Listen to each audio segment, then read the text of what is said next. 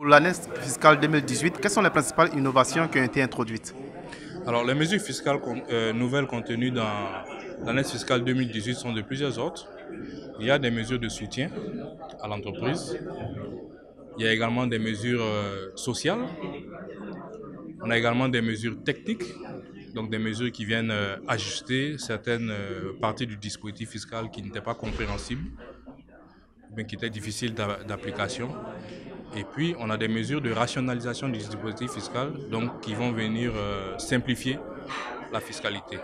Donc, en termes de mesures de soutien aux entreprises, nous pouvons citer déjà parmi les mesures majeures la mesure qui consiste à aligner le dispositif en matière de TVA des magasins de vente hors taxe situés à l'arrivée du territoire national sur celui qui était déjà applicable aux magasins situés au départ.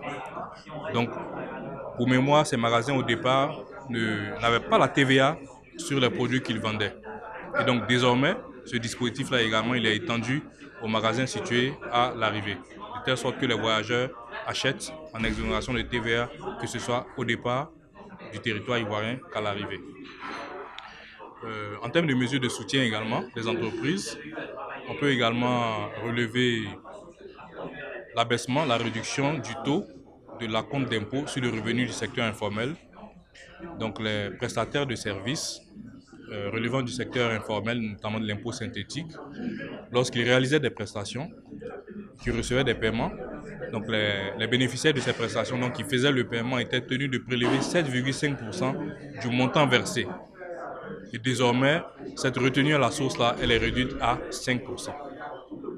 Et puis enfin, mesure majeure, il y a l'alignement des entreprises dont l'activité consiste au négoce de biens d'occasion, donc à la vente de biens d'occasion, l'alignement de leur régime en matière de TVA sur le régime de droit commun.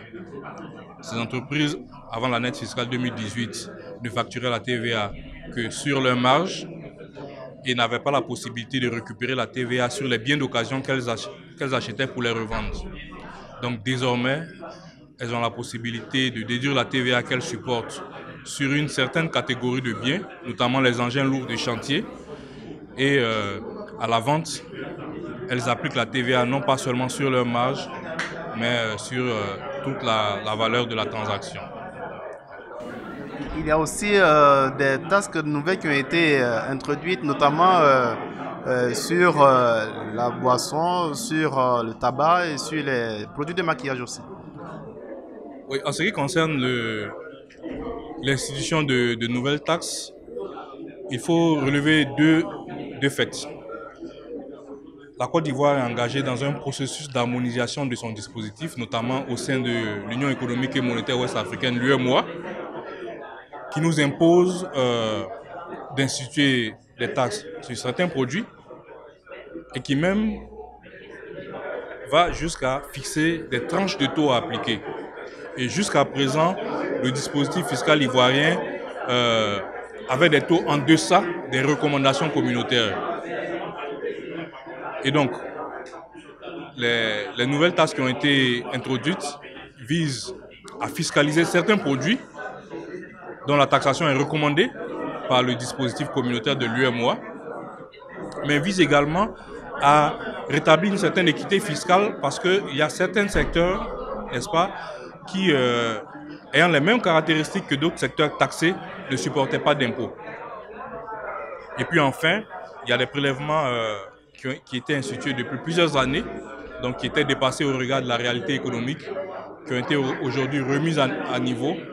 Et c'est tout cela qui peut donner l'impression qu'il y a de nouvelles tâches qui ont été créées, mais il s'agit simplement non seulement de rétablir l'équité, mais de mettre notre dispositif en conformité avec nos engagements internationaux. Alors, on a parlé de réforme du système fiscal ivoirien. Quels seront les principaux axes de cette réforme-là? Alors, il y a quelques années, une réflexion a été menée par le gouvernement avec l'appui du secteur privé afin de proposer une réforme générale du système fiscal ivoirien. Et donc cette réforme vise à toucher toutes les natures d'impôts dans le but de rendre notre système fiscal simple lisible et compétitif. Et déjà, on peut dire que les recommandations de ce processus de réforme sont déjà en cours de mise en œuvre. Le processus de mise en œuvre a commencé déjà avant l'année fiscale 2018. Et aujourd'hui, plusieurs études sont en train d'être menées par le cabinet du ministre afin d'évaluer l'impact de ces réformes et de déterminer les modalités de leur mise en œuvre. Et donc, c'est des réformes qui vont moderniser le système fiscal, améliorer l'environnement des affaires et rendre les entreprises ivoiriennes compétitives. Alors, on parle du secteur informel qui sera l'un de ces axes à développer. Pourquoi l'accent a été mis justement sur le secteur informel dans l'agissement de l'assiette fiscale et des réformes qui ont été adoptées? Alors, le secteur informel, il faut comprendre que c'est un secteur qui évolue en marge de la législation ou alors qui acquitte un impôt qui est en deçà de sa réelle capacité contributive. Et le problème posé par le secteur informel, c'est qu'il fait le fait qu'il ne paye pas le juste impôt, fait peser la charge fiscale nationale sur les entreprises du secteur formel. Donc vous comprenez qu'il est important pour l'État, pour le gouvernement, d'adresser de façon efficace la problématique du secteur informel afin d'avoir une équité fiscale, donc de répartir la charge fiscale entre tous les contributeurs et d'alléger la pression sur certaines entreprises. Et donc c'est la raison pour laquelle plusieurs mesures dans l'année fiscale 2018 ont été adoptées afin de permettre au secteur informel de payer l'impôt qu'il doit. Est-ce que vous pouvez nous dire concrètement qu'est-ce qui sera décidé pour ce secteur de façon résumée? Alors deux mesures majeures que je peux citer. Il y a d'abord la réforme des régimes d'imposition. Avant l'année fiscale 2018, nous avions 3 régimes d'imposition, le régime de l'impôt synthétique, le régime du réel normal simplifié et puis le régime du réel normal. Donc avec la réforme introduite par l'année fiscale 2018, nous nous retrouvons avec seulement 2 régimes.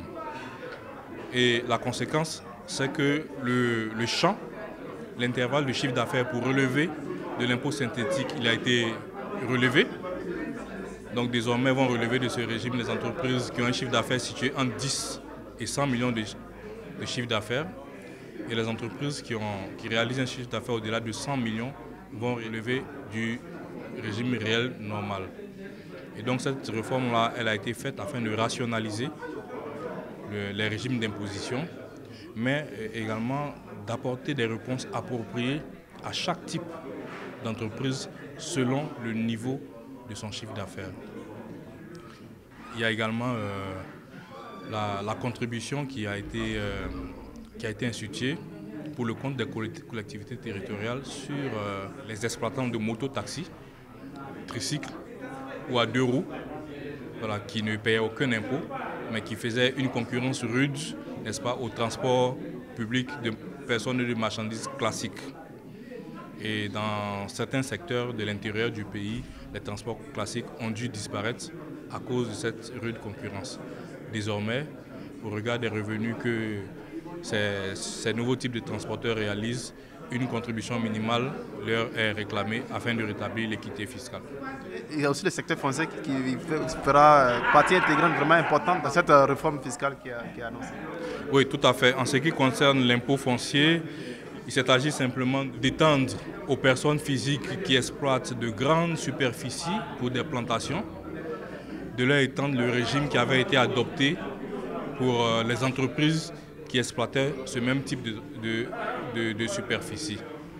Donc, en ce qui concerne l'impôt foncier des exploitations agricoles, cet impôt est devenu indifférent à la forme juridique de l'exploitant. Donc, qu'il s'agisse d'une entreprise agro-industrielle constituée sous forme de personne morale ou d'une personne physique individuelle qui exploite une superficie d'un certain niveau, l'impôt foncier, il est dû. Monsieur Mbala, est-ce que vous n'avez pas l'impression qu'on paye un peu trop d'impôts en Côte d'Ivoire? Je ne dirais pas comme vous, il n'y a pas trop d'impôts en Côte d'Ivoire parce que vous le savez, un intervenant l'a relevé à justice. Le taux de pression fiscale tel qu'il est calculé en Côte d'Ivoire tourne autour de 15%. là où les normes communautaires nous demandent d'aller à 20%. Alors, il n'y a pas trop d'impôts en Côte d'Ivoire. Il y a juste qu'à améliorer la gestion de l'impôt, à élargir l'assiette et à garantir une certaine équité fiscale, de telle sorte que tout le monde paye l'impôt et de sorte que la pression ne pèse pas seulement sur une partie des contribuables. Est-ce que le fait de payer trop d'impôts, ça n'appauvrit pas un peu? Il est sûr que trop d'impôts tue l'impôt. Mais nous pouvons vous rassurer, le gouvernement, dans l'élaboration de l'annexe fiscale à la loi de finances, n'est-ce pas, tient compte de la pression fiscale et de la pression qui pèse sur certaines entreprises. Cela dit, comme je vous l'ai indiqué, nous sommes bien conscients qu'il est impératif de mieux élargir l'assiette fiscale. L'assiette fiscale afin que ce sentiment de payer trop d'impôts disparaisse complètement chez la part des entreprises du secteur formel qui payent effectivement leurs impôts. Votre avis sur la Cour des comptes, qui est un instrument de contrôle de l'argent public? C'est une bonne initiative du président de la République et c'est un instrument de gouvernance et de transparence fiscale que nous avons tous appelé de nos voeux et nous ne pouvons que saluer, n'est-ce pas, la mise en place effective de cette institution.